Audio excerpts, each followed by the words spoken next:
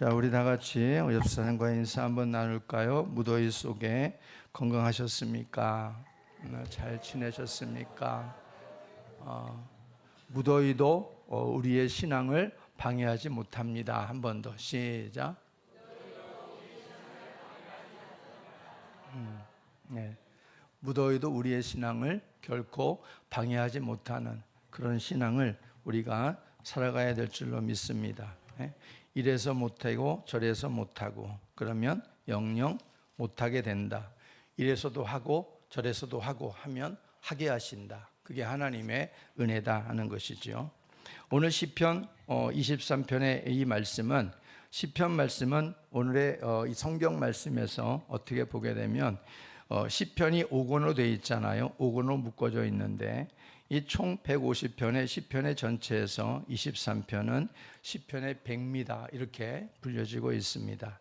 다윗은 이 23편을 통해서 자신이 일생 동안 경험하고 그리고 체험한 신앙을 가지고 인생의 참된 목자가 여호와다 이렇게 고백하고 있습니다. 그래서 오늘 본문을 통해서 다윗과 하나님과의 이 관계를 통해서 우리는 목자와 양의 관계가 어떤 관계인가 하는 것을 함께 나누어 보려고 합니다. 다윗은 앞서 말했듯이 어린 시절부터 아버지의 양을 맡아가지고 목동의 삶을 살았던 사람입니다.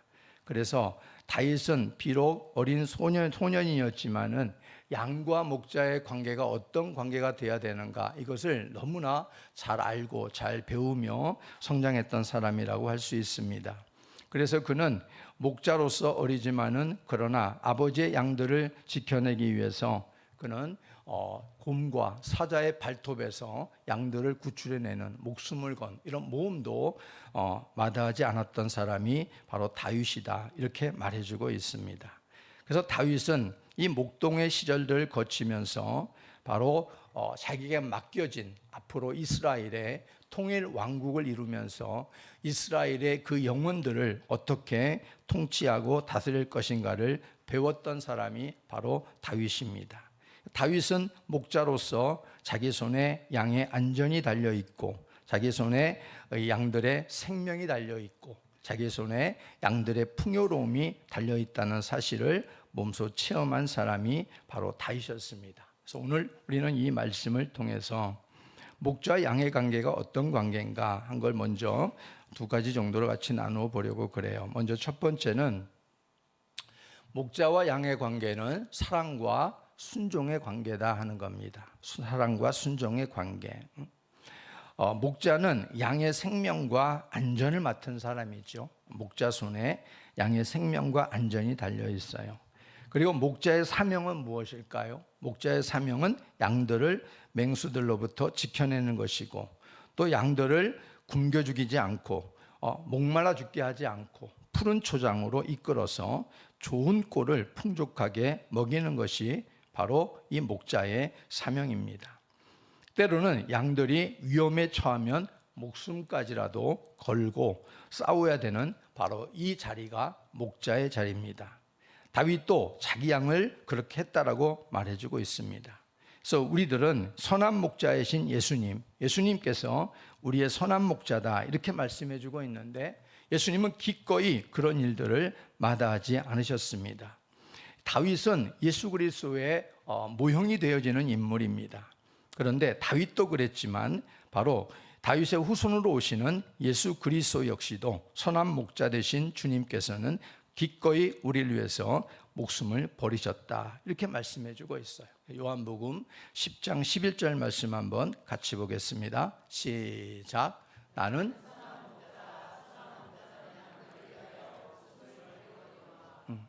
예수님은 선한 목자라. 선한 목자는 양들을 위해서 목숨을 버린다 이렇게 말씀해주고 있죠. 싹구는 뭐래요? 싹구는 양들이 위험에 처하면은 버리고 도망가는 게 싹군이다. 그러나 선한 목자는 양들에서 목숨을 버린다. 이렇게 요한복음 10장에 여러분이 계속 읽어보면은 나와 있습니다. 그러니까 이 선한 목자가 되시는 예수님은 우리를 위해서 목숨을 버리셨다. 이것을 우리는 말하기를 아가페 사랑이다. 이렇게 말하고 있는 거죠. 그런데 이러한 일은 양이 목자를 따를 때 이게 가능한 거예요. 양이 목자를 따를 때, 양의 품에 있을 때 모습이라 이런 말이죠.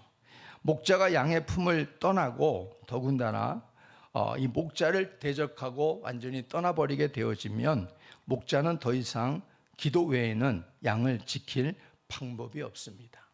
하나님 앞에서 목자가 싫다고 양이 달아나 버리고 도망쳐 버리고 거부하고 튕겨나가 버리면은 그러면 목자는 더 이상 양을 관리할 수 있는 영역에 떠나버리게 되는 거예요. 그래서 할 수 있는 것은 그 양을 위해서 기도하는 거예요. 예수님의 12제자 중에 여러분 알고 있는 가룟유다 아시죠? 가룟유다가 은 30에 예수님을 팔아버렸습니다. 근데 예수님의 공생의 3년 동안 가룟유다를 비롯해 12제자가 주님 앞에 선택이 되어져서 훈련을 받았습니다. 동거동락하며 그렇게 제자 훈련을 받았습니다. 그런데 거기에 12분의 1이 되어지는 가룟유다는 예수님의 제자 훈련에서 실패했습니다. 왜 그러냐면 가룟유다가 예수님을 버리고 떠났기 때문에 그렇습니다. 예수님께서 최후의 만찬을 하시면서 예수님께 떡을 떼면서 예수님께서 떡반죽 그릇에 같이 손을 넣는 자가 나를 팔자라고 하셨습니다. 그리고 가룟유다는 그것을 또 직접 그 현장에 있었고 바로 그것이 주님께서 자기를 가리키고 있다는 것도 알았습니다. 그런데도 여러 차례 주님께서 바로 그 부분을 통해서 교훈을 주시는 거예요. 속히 그 마음을 고쳐먹고 그리고 주님 앞에 바르게 돌아오기를 바라는 주의 모습 속에서 바로 그렇게 지적까지 해주십니다. 그런데도 가룟유다는 헌금통에만 관심이 있는 거예요. 3년 동안 예수님 쫓아다니면서 헌금통에만 관심이 있고 예수님이 일으키시는 기적, 주의 베풀어 주시는 정말 황금 같은 그런 교훈들, 말씀드리는 관심이 없는 거예요.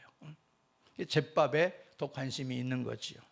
그랬던 사람이 가룟유다인데 결국 가룟유다는 예수님을 은 30냥에 팔아넘기는 배신자가 되고 결국에서는 나중에 양심의 가책을 받았지만은 자기 집에 돌아가서 목매달라 자살하고 말았습니다. 이게 예수님의 12제자의 12명의 양들 가운데 한 사람이라 이런 말이에요. 예수님이 능력이 없어서 가룟유다를 변화시키지 못했겠습니까? 예수님도 능력이 하나님이신데 왜 그걸 못하겠어요? 근데 예수님은 억지로 안 해요. 억지로. 자유의지를 우리에게 주시는 거예요. 자유의지를 주시고 선택하게 하시는 거예요. 그러면서 그래도 선택을 잘못하면 예수님은 또 채찍도 드시고 매도 드시면서 깨닫게 하시고 훈계도 하시면서 돌아오라고 하는 거예요. 그런데 결국은 그들이 자유의지를 돌이키고 하나님 앞으로 돌아오지 아니하면 주님도 어쩔 수 없는 거 아니겠어요? 그래서 예수님께서 가룟유다를 통해서 가슴 아픈 말을 하는 게 뭐냐면은 야 가룟유다 너는 차라리 태어나지 않았으면 좋을 뻔했다 이런 말을 해요.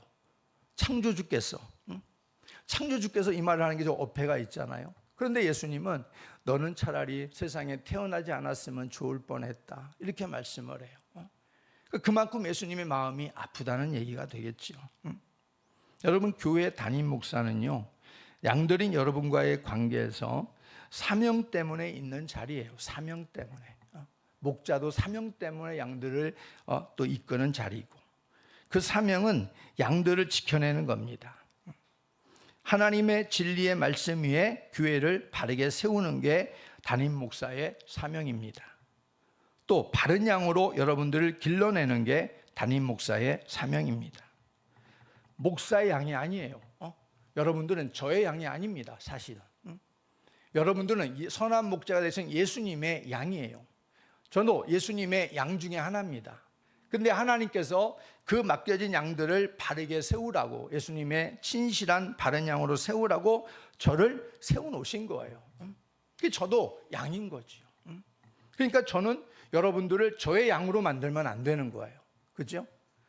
저의 양을 만들면 안 되네요. 저는 여러분들을 누구의 양으로? 주님의 양으로 만드는 거예요. 주님의 양으로. 주 양으로 만드는 거예요. 그래서 저도 주님께 묻고 여러분도 주님께 묻고 여러분들이 성도들이 잘못 양으로서 착각하는 게 뭐냐면은 한 목사라고 하는 사람을 지향한다는 거예요.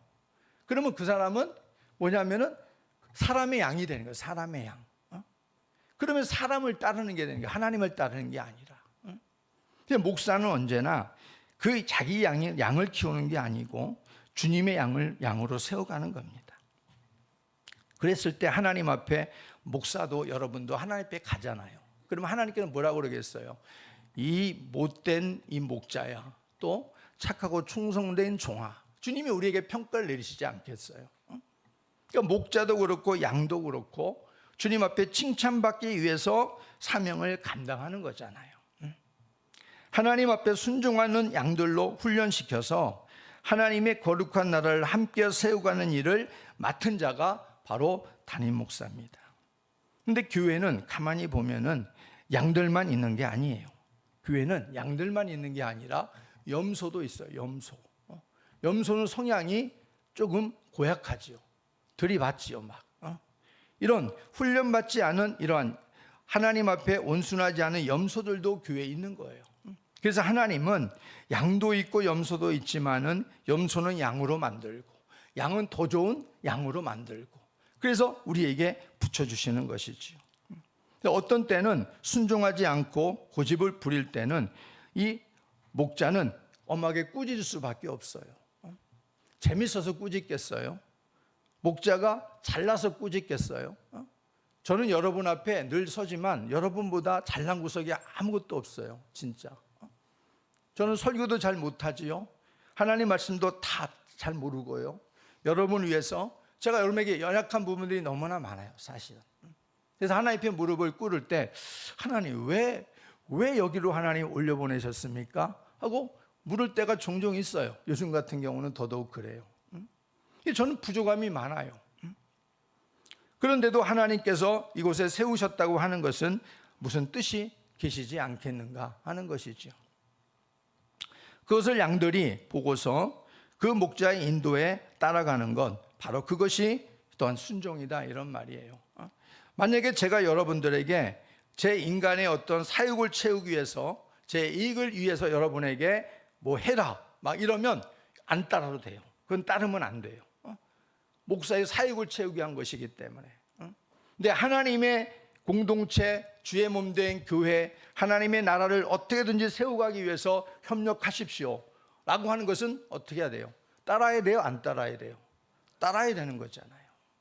그게 순종하는 양인 거예요. 우리가 어떤 사람은 그런 말을 하더라고요. 교회에서 그 양들을 딱 들어와서 보면은, 외부에서 양들을 딱 들어와서 보면은 그 목자를 알 수 있다 이렇게 말하는 분들이 있어요. 그러니까 무슨 말이겠어요? 그 목자가 양들을 어떻게 훈련했나 안 했나 하는 것을 외부에서 그 양 한 마리를 딱 잡고 한번 대화해 보면은 알 수 있다 이런 말이에요. 그러면서 우리 교회는 어떤 양들이, 어떤 품이 있는 양들이 계신가? 우린 주님 앞에서 몇 점짜리 양인가? 한번 우리가 생각해 봐야 돼요. 양들은 근데 대부분 목자의 가르침에 순종하려 들질 않아요. 그래서 순종은 우리가 자동적으로 되는 게 아니고요, 자발적으로 되는 게 아니에요. 순종이라는 의미가 뭐예요? 자발적으로 우리가 한다는 거잖아요. 복종은 억지로 힘에 눌려서 하는 게 복종이고, 예수님은 복종도 하셨고 순종도 하셨어요. 두 가지를 다 하셨어요, 예수님은. 근데 우리는 순종이라고 하는 것은 바로 훈련을 통해서 되는 거예요. 가만히 될 수. 왜냐하면 우리는 죄악성을 지니고 있기 때문에 하나님의 이 말씀이 아무리 옳다고 해도 하나님의 말씀대로 길들여지지 않았기 때문에 길들여지려고 하니까 이게 어려운 거예요. 내 안에 육성이 싸우니까 이게 어려운 거예요. 그래서 훈련은 가만히 내버려 두면 되는 게 아니라 이건 훈련을 통해서 되는 거예요. 여러분들이 하나님 말씀을 잘 배우고 그 뜻이 무엇인가를 이해하고 그 뜻 앞에 나를 조명해 보고, 그래서 나의 어떤 육신적인 그런 강팍함이 비춰지면 이것은 말씀에 어긋나니까 그것을 어떻게든지 없애려고 하나님 앞에 이것을 좀 이겨내려고 하고 막 이러면서 우리가 하나님의 은혜 가운데 말씀으로 만들어지는 거예요. 우리는 하나님께서 아무리 아름다운 원석으로 만들었다고 해도 그 원석이 가치를 내려면 어떻게 되겠어요? 세공장에 의해서 원석이 다듬어져야만 보석의 가치 있는 가격, 그 매김을 할 수 있지 않겠어요? 하나님은 우리를 교회로 불러주신 것은 그런 의미예요. 하나님이 우리를 창조하실 때에는 지구상에서 딱 한 사람을 우리는 창조하신 거예요. 하나님이. 저도 지구상에 딱 한 사람, 여러분도 지구상에 딱 한 사람, 둘이 없어요. 일란성 쌍둥이도 달라요. 달라요. 그만큼 하나님 우리를 독특하게 창조하셨다 이런 말이에요. 그러니까 우리가 하나님 앞에 얼마나 존귀하고 보석같고 얼마나 소중한 존재냐 이런 말이에요. 그 말은. 그런데 원석인 거예요. 원석. 하나님이 불러도 그 부름에 응하지도 않고 죄악에 완전히 더럽혀진 원석인 거예요. 그래서 하나님이 우리를 교회로 부르신 거예요. 불러서 말씀을 듣게 하고 성령으로 깨닫게 하고 하나님께서 우리를 만들어 가시는 거예요. 훈련을 시켜가는 거예요. 그러면서 서서히 이게 반짝반짝 다듬어지면서 보석으로 탄생해 가는 거예요. 언제까지? 죽을 때까지. 죽을 때까지. 우리 이걸 뭐라고 그러냐면 성화라고 말해요. 성화. 성화는요, 이 땅에 우리가 살아있는 동안에 완성이 안 돼요. 성화는 죽을 때 완성해요. 죽을 때. 그러니까 죽을 때까지 성령님은 우리와 함께 하시면서 말씀을 통해서 우리를 변화시켜 가는 거예요. 그러니까 여러분들이 하나님의 말씀으로, 말씀과 기도로 모아진다? 말씀과 기도로 모아진다? 이 정도 수준은 있어야지. 말씀과 기도로 모아진다? 거룩해진다. 거룩해진다. 말씀과 기도로 거룩해지는 거예요, 우리가. 그러니까 말씀과 기도를 통해서 날마다 우리가 그렇게 더러운 때깔들이 벗겨지면서 하나님 앞에 더 빛나고 광채나는 아름다운 보석으로 가꾸어진다 이런 말이에요. 그것이 바로 하나님께서 우리를 부르신 겁니다. 그래서 양들은 이런 목자의 가르침에 순종해야 되고 그 훈련을 받아야 돼요. 양이 바라는 목자의 사랑은요 뭐냐면 양이 바라는 대로 움직여주는 걸 바라는 것 같아요. 간섭하지 않는 것, 그리고 잘못해도 상처받을까 봐 덮어주는 것, 그리고 칭찬해 주는 것, 따뜻거려 주는 것, 이것을 바라는 것 같아요. 이것을 사랑이라고 착각하고 있는 것 같아요. 그렇게 되어지면요, 양은 어떻게 되는 줄 아세요? 그대로 되어지면 양은 나중에 염소가 됩니다. 염소가 돼요. 그리고 주객이 전도되어져 버려요. 언젠가 주객이 전도되어 버려요. 그런 분을 저는 알고 있어요. 여기에도 계세요. 부목사님 저기 계시네. 제가 대전에 있을 때 부목사님도 동탄에서 사역을 하셨어요. 근데 한 30여 명 정도, 이 정도 성도들이 있는 곳에 청빙을 받으셨어요. 청빙을. 대전에 있으니까 그 얘기를 듣고 저도 가슴 아파서 같이 많이 기도를 했던 기억이 나요. 근데 거기는 장로가 이 성도들을 딱 움켜잡고 뭐 자기가 교회를 세웠는지 모르겠어요. 움켜잡고 오는 청빙되어지는 목사마다 자기의 잣대를 가지고 판단하는 거야. 나 입맛에 안 맞으면 목회를 못하게 하는 거예요. 그런 못된 장로가 어디 있어요? 굴러온 돌이 박힌 돌을 빼낸다고 생각을 하면서 그렇게 핍박을 하고 사사건건 태클을 걸고 성도들을 모아가지고 이상한 모함을 하고 하는 거예요. 그러니까 우리 부목사님이 얼마나 힘들어가지고 있었는지 제가 알아요. 야, 나와라 빨리. 뭐하러 거기 오래 있냐? 제가 그랬어요. 나와라. 그런데도 목사님이 견디시더라고. 몇 년을 견뎌. 어떻게든지 변화시키려고 견디는 거예요.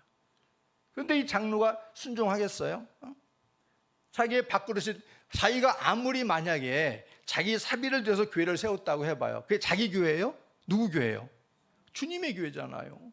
자기는 헌신하고 하나님 앞에 사용되어진 것 뿐이잖아요. 그러면 오시는 목사님 얼마나 힘드실까. 옆에서 좀 보조해주고 또 필요한 부분들 같이 협력해주고 말 안 듣는 양들 같이 끌어모아서 목사님께 힘이 돼야 된다, 우리 교회 세워야 된다, 이러면 얼마나 좋겠어. 얼마나 하나님이 얼마나 축복을 해주시겠어.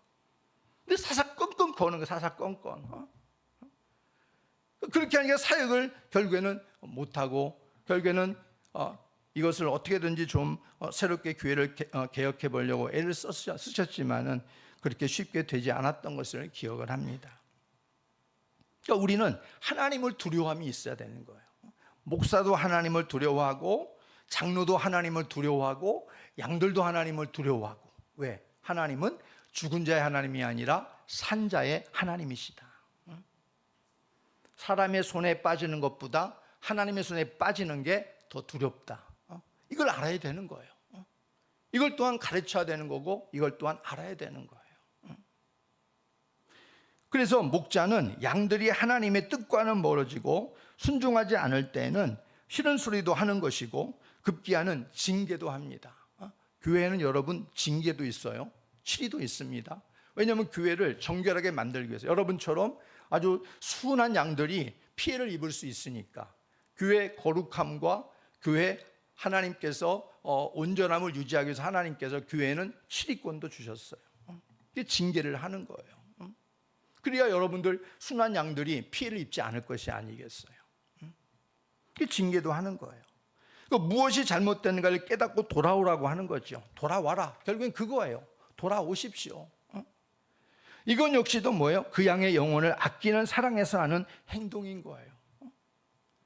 만약에 양들의 관심이 없다면 어떻게 하겠어요? 무관심으로 그냥 일관하면 되는 거예요. 관심이 없다면. 근데 교회는 그런 곳이 되어서는 안 되지 않습니까? 잘못된 길을 걸어가면 잘못된 일을 하면 꾸짖어야지요. 잘못됐습니다. 바르게 돌아서게 해야지요. 잠언 3장 12절 말씀을 한번 볼까요? 시작. 시작. 되죠. 여호와께서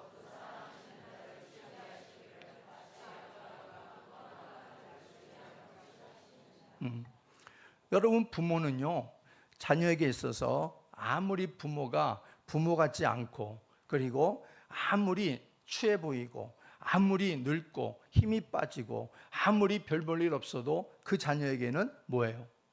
내 부모인 거예요. 그죠? 다른 부모와 비교해서 당신은 왜 그러시오? 라고 그렇게 말한다면 이 자녀는 문제가 아주 심각한 거죠. 부모가 없으면 내가 없는 거잖아요. 그러니까 부모가 아무리 못났어도 그 부모는 내가 존경해야 될 대상이고 부모인 거예요. 근데 철부지 같은 청소년들은 왜 나를 낳았어요? 막 이렇게 막 부모의 가슴에 대못을 받고 막 그런 경우도 있어요. 그런 것은 정말 하나님 앞에 우리가 회개해야 돼. 하나님 앞에. 정말 잘못했습니다. 하나님. 하나님은요 사랑하기 때문에 뭐한다? 징계한다. 사랑하기 때문에. 괴롭히기 위해서 징계하는 게 아니라 사랑하기 때문에 그 사랑하는 자를 징계하시기를 이렇게 말해주고 있잖아요. 자녀가 잘못 나가는 걸 보면서 부모가 얼씨구 잘한다 그래. 그래 잘하고 있어. 이렇게 한다면 그건 그 부모가 부모라고 자격이 없는 거잖아요. 그죠? 마찬가지예요. 양들이 잘못 가는 걸 보면서 그것을 가만히 묵인하고 있다? 이건 참된 목자가 아니겠지요. 근데 문제는 뭐냐면 바로 여기에 걸리는 거예요. 뭐냐면 잠언 9장 7절입니다. 잠언 9장 7절. 빨리 보여주세요. 시작.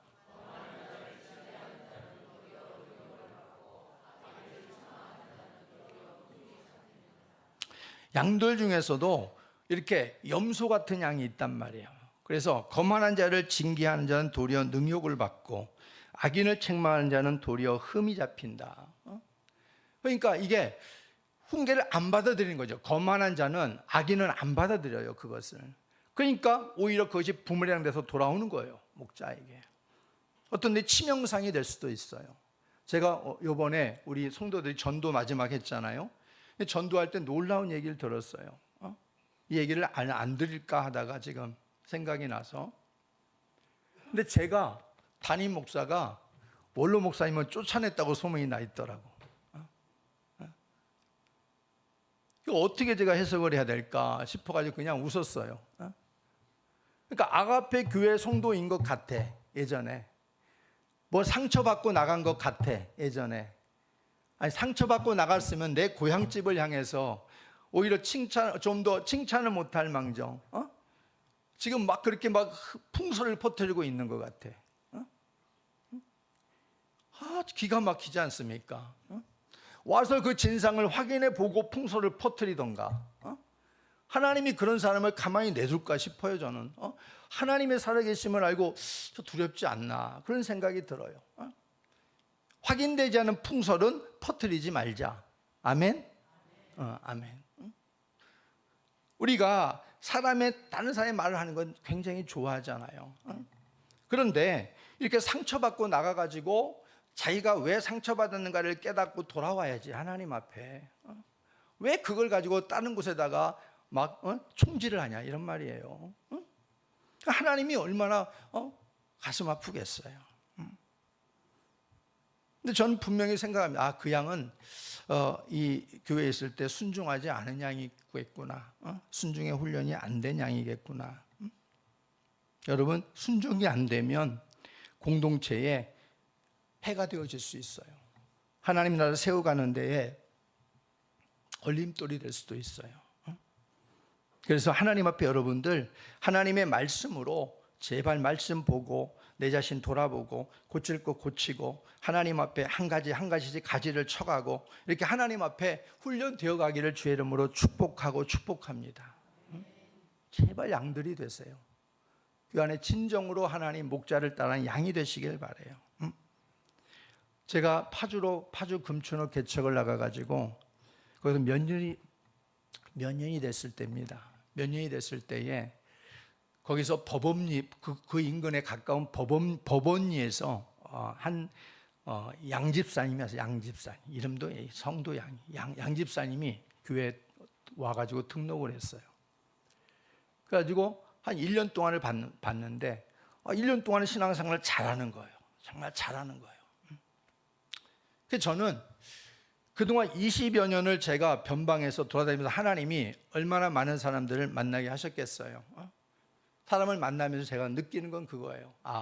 목사는 양을 잘 만나야 되는구나. 양들이 말하기를 목사를 잘 만나야 됩니다, 그렇게 말하지만 목사도 양 못 만나면은 그야말로 큰일 나겠구나. 그걸 제가 피부로 느꼈어요. 근데 그렇게 1년 동안을 열심히 너무 잘하는 거예요. 근데 저는 저희 성격은 여러분들 이 외모에는 조금 강인함이 보일지 모르지만 제가 소심해요. 그리고 사실 저는 그렇게 강인하지 않아요. 누구에게 마음을 열면요, 저는 확 열어버려요. 이게 저의 단점이에요. 그래서 확 열고 확 믿어버려요. 그런데 1년 동안을 외부에서 와가지고 너무 열심히 하는 거예요. 신앙생활을 너무 열심히 하는 거예요. 집사님인데 열심히 해가지고 1년이 좀 넘어가자 이제 교회 청소를 한다고 그러길래 교회 열쇠까지 맡겼어요. 그래요? 알겠습니다. 좀 잘 부탁합니다 하면서 이제 맡겨가지고 열심히 했어요. 그런데 얼마 있다가 그 양반이 그 법원이 같은 동네에 이사 오기 전에 그 동네에 한 남자를 또 전도해 온 거예요. 전도를 해와가지고 그래서 감사했죠. 또 전도되어 그 형제도 보니까 열심히 하는 거예요. 막 보일러 고장나면 보일러 돌아보고 막 열심히 하는 거예요. 그래서 그래, 잘 훈련하면 되겠구나 이제 생각하고서 그러면서 1년이 가까이 돼가고 있는 거죠. 이 먼저 온 양집사는 한 이제 2년이 돼가고 있는 거고. 그런데 그러다가 어느 날 제가 사택에 머물고 있는데 왠지 하나님의 성령이 저에게 막 방망이질을 하는 거예요. 교회 가봐라. 그러니까 교회 가봐라. 아니 교회 오늘은 안 가도 되는데 왜 성령님께서 내 안에 교회를 가라 그러실까? 그래서 성령에 이끌려 가지고 불이 났게 차를 몰고 교회로 갔어요. 근데 교회 문을 탁 잡는 순간 너무너무 섬찟한 그 느낌이 드는 거예요. 탁 여는 순간 그 남녀가 뒤엉켜서 음란을 해하고 있는 거예요. 교회에서. 제가 그걸 딱 보는 순간 얼음이 돼버렸어요. 여러분 유머에서 이거 하죠. 이거 어떨 때 이거 하죠? 이거가 된 거예요. 이거 딱. 그러면서 하나님께서 땡 할 때까지 정신을 못 차리고 가만히 있는 거예요. 그게 한 5분이 넘었을까? 그런데 그 남자 녀석은 벌써 옷을 추스려 입고 주랭랑 쳤고 그 양집사는 미안해서 그런지 거기에 앉아가지고 그냥 어쩔 줄을 모르고 있더라고. 그래서 저도 이게 인간이니까 얼마나 열이 받겠어요. 그러면서 막 하나님이 먼저 딱 생각이 나더라고요. 하나님 그러면서 하나님 앞에 먼저 눈을 부다리게 되더라고. 하나님 하면서. 그러면서 이거 해야 되나 말아야 되나 그런 생각. 그러고 나서 제 속에 드는 것은 완전히 여기서 치료를 확실하게 해야 되겠다. 다른 곳에 가서 절대 이런 짓거리를 못하도록 치료를 해야 되겠다 하고서 딱 드는데 성령님이 제 머릿속을 딱 강탈하면서 주시는 말씀이 뭐냐면 가늠한 여인을 하나님께서 딱 주시는 거예요. 말씀을. 가늠한 여인 아시잖아요. 현장범으로 잡혀있는 가늠한 여인. 그래서 모든 사람들이 그녀를 데리고 올 때 손에 돌은 적어도 1개, 2개씩은 다 들고 와서 이 여인을 죽이려고 지금 이렇게 하고 데리고 오잖아요. 영락없이 이 여인은 죽는 거예요. 예수님이 뭐라고 그래요? 너희 중에 죄 없는 자가 돌로 먼저 치라 그래요. 그러니까 아무도 못 치는 거예요. 혼자 남았어요. 예수님이 뭐라고 그래요? 나도 너를 정죄하지 아니하노니 다시는 죄를 범하지 말라. 그렇게 예수님이 권면을 해줘요. 그 말씀을 하필이면 그때 그 말씀을 주실 게 뭐야? 그 말씀을 딱 주는 거예요. 그러니까 제가 했다가 주님이 그렇습니까? 그럼 일단 제가 주의 말씀에 순종하겠습니다. 그러고서 그 양집사한테 그랬어요. 내가 당신은 이것은 분명히 치릿감이지만 그렇지만 하나님께서 이 말씀을 줍니다 나한테. 그러니 거기 오살리 기도원이 가까이 있거든요. 오살림 기도원 가서 일주일 동안 금식하면서 기도하십시오. 하나님이 당신을 받아주신다면 나도 당신을 기꺼이 받겠습니다. 기도하고 회개하고 돌아오십시오. 그렇게 했어요. 근데 양집사가 기도원 갔게 안 갔게? 갔게 안 갔게? 갔으면 내가 이해를 할까요? 안 갔어요. 안 가. 그러니까 제가 왜 이 말씀을 드리냐면 바로 양들은 순종하지 않아요. 자기가 뭘 잘못했는지조차도 모르더라고요. 그 엄청난 죄를 짓고서도 뭘 잘못했는지조차를 몰라요. 너무너무 가슴이 아파요. 그걸 가지고 제가 얼마나 엉엉 울었는지 몰라요. 강단에 엎드려서 하나님 이런 꼴을 보게 하시려고 저를 여기 이곳에 보내셨습니까? 하필이면 제가 하나님 북한 선교에 대한 하나님 꿈을 주셔서 여기까지 왔는데 북한 선교는 고작하고 하나님 이 꼴 보죠 여기까지 왔습니까? 보내셨습니까? 하나님 앞에 얼마나 그렇게 통곡했는지 몰라요. 근데 그를 통해서 하나님께서 저에게 보게 하시는 게 있는 거예요. 영혼에 대한 소중함, 영혼에 대한 소중함. 근데 결국은 뭐예요? 순종하지 않으면 하나님도 방법이 없다는 거예요. 순종하지 않으면 하나님이 방법이 없어요. 그래서 여러분들은 목자와 양의 관계는 뭐냐면 사랑을 하고 훈계를 하고 사랑도 훈계 속에서 이루어지는 거예요. 훈계도 사랑 속에서 이루어지는 거예요. 그 말을 듣고 양은 순종할 수 있을 때 그 목자에 제대로 연관이 되어진 그 목자의 양이 될 수 있는 거예요. 주님은 선한 목자라고 그랬는데 우리가 주님의 선한 양이 되려면 어떻게 되겠어요? 주의 말씀에 순종하는 거죠. 순종하지 아니하면 그게 양이겠어요? 염소겠어요? 염소가 있는 염소. 그런 주님 말씀을 통해서 어떤 때는 징계를 하고 여기 보니까 목자에게는 지팡이와 막대기가 있어요. 막대기는 짐승을 맹수들을 몰아내는데 이 공격 무기고 지팡이는 뭐냐면 양들이 말을 안 들을 때 이것을 끄집어내고 때는 양들을 때리기도 하는 거예요. 지팡이가. 주님께서 우리에게 이렇게 하시면서 뭐라는 거예요? 근신하고 돌아오라 이런 말이에요. 돌아오라. 그래서 우리는 이것을 하지 못하면은 우리가 결국에는 목자의 소리를 놓치고 회개할 기회를 잃어버리는 게 양들이다 하는 겁니다.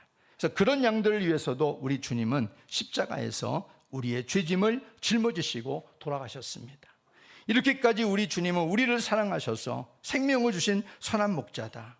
그런데 문제는 그 말인 거예요. 목자가 아무리 사랑을 가지고 푸른 풀밭, 쉴만한 물가 아무리 인도하려고 해도 영혼을 살리기 위해서 의의 길로 인도하려고 해도 순종함으로 따라오지 않으면 다 소용없는 일이 된다 하는 것을 말해주고 있는 거예요. 두 번째는 바로 목자와 양의 관계는 질서를 따라서 양육이 되어지는 관계다 하는 것을 잊지 마시기를 바랍니다. 동물적인 양의 특징은요, 시력이 나쁘다고 그러지요. 잘 속는다고 그러고요. 잘 넘어진다고 그러고 이기적이라고 그러고 방향 감각이 없다고 그러고 죽을 때가 돼서야 온순해진다고 그러고, 근데 양에게 장점이 하나가 있는데 그게 뭐냐면 잘 듣는 거래요. 잘 듣는 거. 잘 듣는 거랍니다. 그래서 목자는 양들을 지팡이로 인도하고 막대기로 맹수들로부터 지켜냅니다. 근데 이렇게 하는 것은 목자의 한계가 있다, 이런 말. 한계가. 어떤 때 한계가 오냐면 울타리에서 양이 벗어나 버렸을 때, 목자의 시야에서 벗어나 버렸을 때 이건 목자로서는 도저히 이제 지킬 수 없는 한계가 있는 거예요. 그래서 목자는 그 양들에게 자기의 음성을 알아듣게 들려주는 거예요. 야, 너의 목자의 음성은 이 음성이야 하고 들려주는 거예요. 그래서 그 양은 그 목자의 음성을 안다고 요한복음 10장에 말해주고 있는 거예요. 그 양이 안 죽으려면 자기 목자의 음성을 새겨놔야 되는 것이죠. 그래서 목자가 부르면 아무리 멀리 떨어져 있어도 내 목자가 부르는 소리구나, 그래서 얼른 목자에게로 달려가야 양의 목숨을 건질 수 있다, 이런 말이에요. 이 말은 무슨 말이에요? 우리도 예수님의 음성을 들을 수 있는 양이 되어야 된다, 이 말입니다. 주의 말씀은 하나님의 음성이고 우리에게 말씀하시고 지시하시는 거지요. 하나님 앞에서 우리들은 주의 말씀을 들으면서 이 말이 무슨 뜻인가, 이게 주의 말씀인가 아닌가를 잘 우리는 이것에 익숙해지는 이런 모습으로 양들이 훈련이 되어야 돼요. 우리가 예전에는 바로 우리도 하나님 앞에서 이렇게 주의 음성에 귀를 기울이지 않는 그런 양들이었다라고 성경은 평가를 하고 있어요. 베드로전서 2장 25절 볼까요? 시작.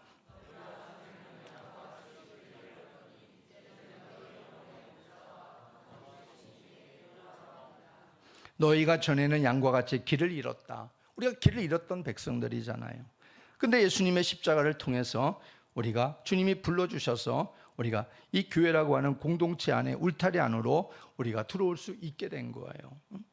그래서 여러분들이 교회 공동체 안에서 이 부분을 잘 기억하고 하나님께서 세워놓으신 질서 안에서 양은 목자를 통해서 양육을 잘 받아서 하나님 백성다운 모습으로 잘 성장해 가야 될 줄로 믿습니다.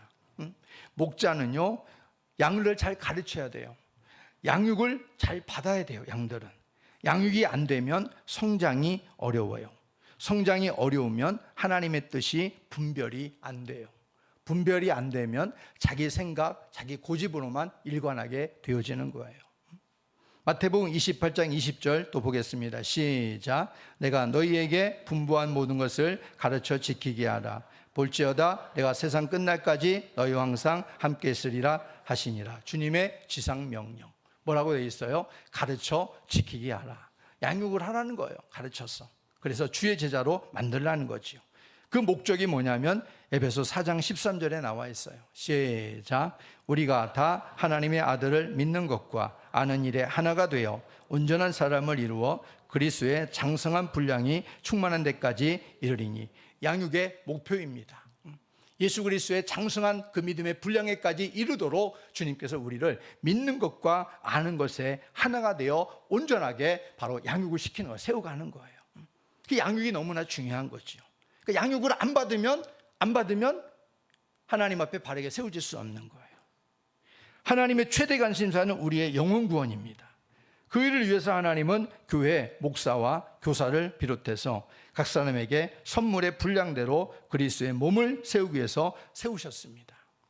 에베소 4장 11절 시작. 그가 어떤 사람은 사도로, 어떤 사람은 선지자로, 어떤 사람은 복음 전환자로, 어떤 사람은 목사와 교사로 삼으셨다. 교회 안에는 모든 여러 가지 직분들이 있지만 그 직분들은 섬기고 세우기 위한 직분이에요. 그래서 성령의 하나 되게 하심은 힘써 지켜나가야 되고, 그 일에 있어서 매우 중요한 사안이 뭐냐면 질서를 지키는 겁니다. 질서가 무너지면 교회는 바르게 세워지지 않아요. 세워질 수 없어요.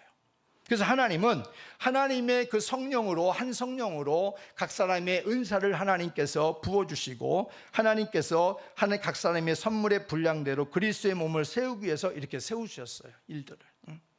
이것은 주종이 아니에요. 주종이 아닙니다. 서로 같은 선상에서 섬기게 하는 것이고, 이것은 질서예요. 질서. 그러니까 질서가 무너지게 되어버리면 교회는 딴 데로 가게 되어지는 거예요. 고린도전서 12장에 보면 성령의 은사들은 교회에 분쟁이 없도록 하라고 말씀해 주고 있고 하나님의 질서를 유지함으로 세워가야 됨을 말씀해 주고 있습니다. 로마서 12장을 보면 하나님이 각 사람에게 나눠주신 믿음의 분량대로 지혜롭게 생각하라고 말씀하고 있습니다.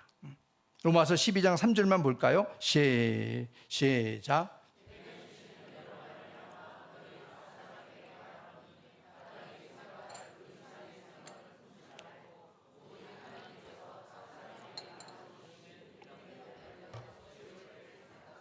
여기서 보면 마땅히 생각할 그 이상의 생각을 품지 말고, 이건 무슨 뜻이냐면 그 이상의 분수에 넘치는 생각을 품지 말고 생각의 한계를 가지라, 그런 의미예요. 그러니까 교회 공동체는 하나님이 세우신 질서를 따라서 자신의 믿음의 분량대로 서로 섬기고 세워가는 일에 힘쓸 때 하나님이 기뻐하시는 아름다운 공동체가 되는 줄로 믿습니다. 서로 본이 되고 그리고 서로 섬기려고 하면 교회는 문제가 일어나지 않아요. 자꾸 섬김을 받으려고 하니까 문제가 되는 거 아니겠어요? 본이 되려고 먼저 앞장서고 그럼 무슨 문제가 있겠어요? 오히려 부끄러운 것이지. 내가 거기 못 따라가면은. 여기에는 우월함도 없어요. 못남이나 부족함도 없어요. 그저 하나됨만 있는 것뿐이야. 하나됨만. 그럼 얼마나 그 공동체가 재미있겠어요? 얼마나 멋지겠어요? 아름답겠어요? 주님 보시기에. 이런 원리 속에서 교회는 하나님이 세우신 질서를 무너뜨리는 행위에 대해서는 결코 용납해서는 안 된다라는 거예요. 안 된다. 그래서 교회를 무너뜨리는 행위가 되기 때문에 교회 질서를 무너뜨리는 것은 용납할 수가 없다, 이런 말입니다. 또한 질서가 무너진 상태에서는 올바른 양육이 이루어질 수 없습니다. 목자를 인정하지 않는 양이 어찌 그 목자에게 바른 양육을 받을 수 있겠어요? 하나님의 신실한 백성이 될 수 있겠습니까? 안 되는 거예요. 그래서 하나님 앞에서 회개하고 자신의 잘못된 것이 무엇인가를 진심으로 정말 뉘우치고 깨달아서 돌아오면 그러면은 목자 양의 관계가 이런 양육의 관계로 바꿔질 수 있는 거예요. 아까 요즘 여러분이 말씀드렸던 것처럼 아무리 해도 그 부분에서 깨닫지 못하면은 우리가 성경에 말하기를 양심이 화인 맞았다. 양심이. 화인 맞은 걸 예수님의 피로 우리를 깨끗하게 해주셨는데 그 양심이 예수님을 믿으면서도 하나님 안에서 양심이 그렇게 화인 맞아버리면요 어떻게 방법이 없는 거예요. 그런 관계는. 그래서 양육이 안 되는 거예요. 그래서 쉴만한 물가로 인도받을 수가 없는 것이고 영혼을 소생시킬 수도 없는 것이고, 그래서 우리가 하나님 앞에서 살아가는 가운데에 중요한 것은 바로 이 원리라는 거예요. 교회는 질서 속에 세워져야 된다. 그리고 질서와 양육이, 그 질서 속에서 하나님 앞에 바른 양육이 이루어져야 된다. 그럴 때의 교회는 바르게 세워질 수 있다 하는 것을 여러분들이 꼭 기억할 수 있기를 주의 이름으로 부탁을 드립니다. 예수님이 이 땅에 양들의 큰 목자로 오셨다고 말씀해 주고 있어요. 한번 히브리서 13장 20절 보겠습니다. 시작. 없어요? 제가 읽어드릴게요. 제가 그 전송을 안 해드린 것 같은데 히브리서 13장 20절에 보면요, 양들의 큰 목자이신 우리 주 예수를 영원한 언약의 피로 죽은 자 가운데서 이끌어내신 평강의 하나님이 이렇게 말씀해 주고 있어요.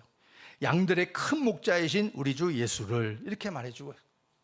그러니까 모든 양들의 큰 목자는 예수님이 되신다는 거죠. 그 예수님이 양들의 큰 목자가 되실 수밖에 없었던 그 이유를 뭐라고 그러냐면 십자가에서 예수님께서 언약의 피를 흘려주시고서 주님께서 우리와 주님과 우리 사이에 언약을 맺어주신 거예요. 나는 너희들의 영원한 큰 목자야 하고 하나님이 이렇게 세워주신 거예요. 예수님의 피를 통해서 말이에요. 그래서 크게는 양들의 큰 목자로 오신 예수님 앞에 그분의 양들로서 우리는 말씀에 순종하고 살아갈 때 부족함이 없으시도록 은혜를 베풀어 주신다는 것입니다. 또한 주님이 피 흘려 세우신 교회 앞에 세우신 질서를 따라서 그 안에서 성실하게 양육받음으로 채워주시는 하나님의 은혜가 있다라고 말하고 있는 거예요.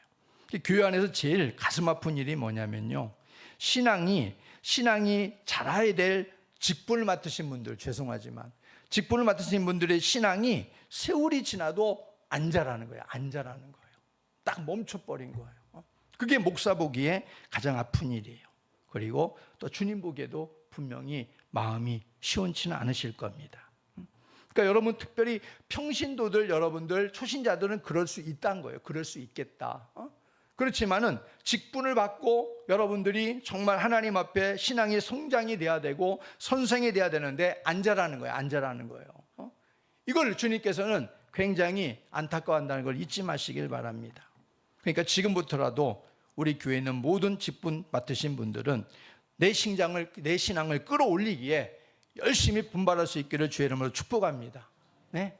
이 무거운 계급장 내려놓고 하나님 앞에 여러분 자신들의 신앙을 성장시킬 수 있도록 열심히 달려갈 수 있었으면 좋겠습니다.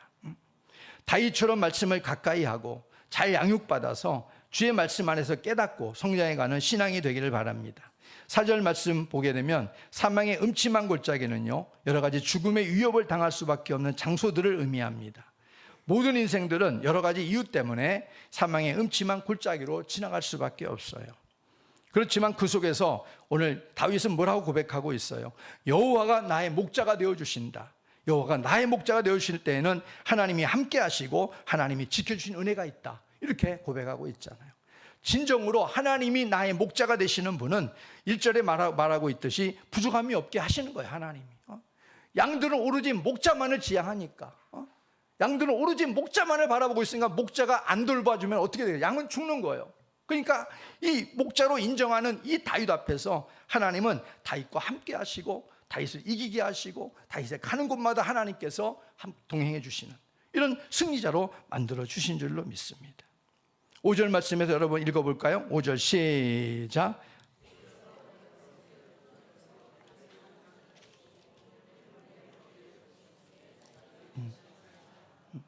상을 차려주셨다. 내 잔이 넘치나이다. 얼마나 도대체 넘치길래 내 잔이 넘치나이다. 이건 뭐예요? 하나님이 다윗을 그만큼 높여주셨다는 거예요. 끝없이 높여주시는 거예요. 내가 존귀한 자의 이름같이 너를 하리라. 하나님이 말씀하셨어요. 존귀한 자의 그 이름같이 너를 내가 높여주겠다. 다윗을 그렇게 말씀하셨어요. 얼마나 하나님의 마음에 맞았는지 다윗은 내 마음에 합한 사람이다. 이렇게 말하죠. 내 마음에 합한 사람. 내가 다윗의 등불을 꺼트리지 않겠다. 하나님 그렇게 하시잖아요. 그러니까 이게 하나님이 다윗을 얼마나 쏙 들었으면 이거예요. 그 쏙 든 게 뭐예요? 오늘 말씀에 여호와는 나의 목자로 다윗은 평생 그 목자로 인정하면서 그 말씀 앞에서 살아갔던 사람이었기 때문에 그렇게 된 줄로 믿습니다. 하나님이 그를 높여주시고 산업에 유업에 복을 부어주셨다 이렇게 말해주고 있어요. 6절 말씀도 같이 시작. 내 평생의 선하심과 인자하심이 반드시 나를 따르리니 내가 여호와의 집에. 하나님의 신실하심이 평생을 떠나지 않는데요. 하나님의 깊은 영적 교제가 함께하는 인생이 되게 해주신다는 거예요. 얼마나 복됩니까? 얼마나 복돼요. 이걸 우리는 들으면서 우리는 그러고 싶지 않나요? 나도 한번 그러고 싶다. 그런 마음이 들어야 이게 많다 이런 말이에요. 우리의 영원한 선한 목자가 되시는 예수님 안에서 양된 우리들은 목자의 음성을 듣고 그 말씀에 온전히 순종을 이루고 하나님이 세워주신 교회의 질서를 지키고 양육을 잘 받고 그래서 그리스도의 장성한 분량에 이르기까지 성장해서 다윗과 같이 내 잔이 넘치나이다. 여호와는 나의 목자시니 내가 부족함이 없습니다. 고백하며 살아가는 우리 모두가 되시기를 주의 이름으로 축복합니다.